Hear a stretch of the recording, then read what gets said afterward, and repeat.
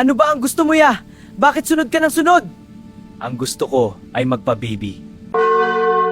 Hindi siya kumakain ng gulay o karne. Alam ko yun dahil ilang linggo na siyang napapansin ng mga tao sa amin. Noong una, parang chismis lang. Usap-usapan lang sa kanto habang may nagtitinda ng merienda at may nagwawalis sa harap ng bahay.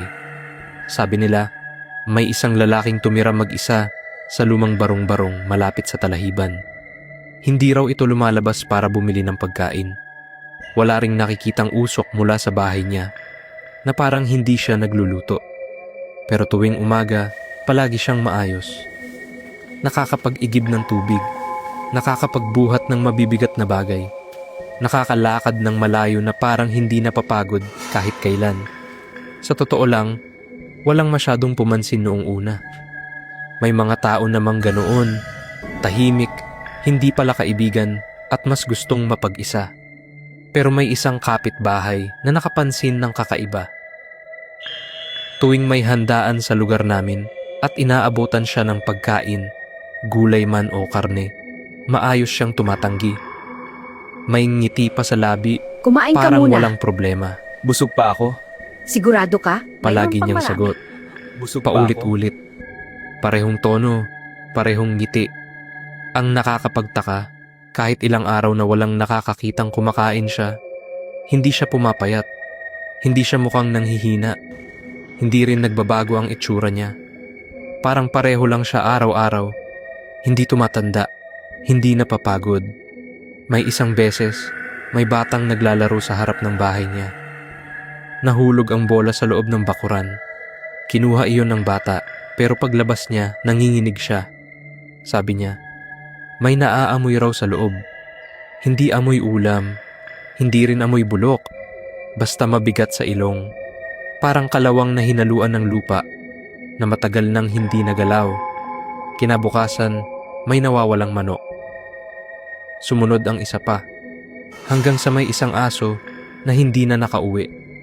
Doon na nagsimulang mag-usap ng seryoso ang mga matatanda. Hindi na ito simpleng chismis. May kabana sa tono nila. Kasi may mga nilalang daw na hindi kumakain ng pagkain ng tao. Hindi sila nasisiyahan sa gulay. Hindi rin sila nabubusog sa lutong karne.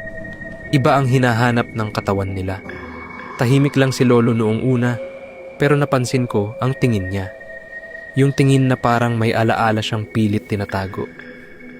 Masigla pa rin kahit hindi kumakain? Tanong niya sa akin isang gabi.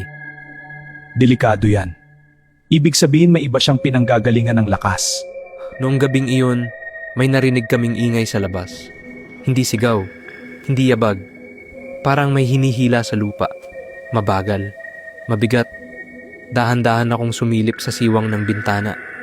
Nandoon siya, nakatayo sa gitna ng daan, nakayuko, parang may tinitingnan sa lupa. Tahimik. Hindi gumagalaw. Tapos, unti-unti siyang tumingala. Diretso sa bintana namin. Kahit madilim, malinaw kong nakita ang ngiti niya.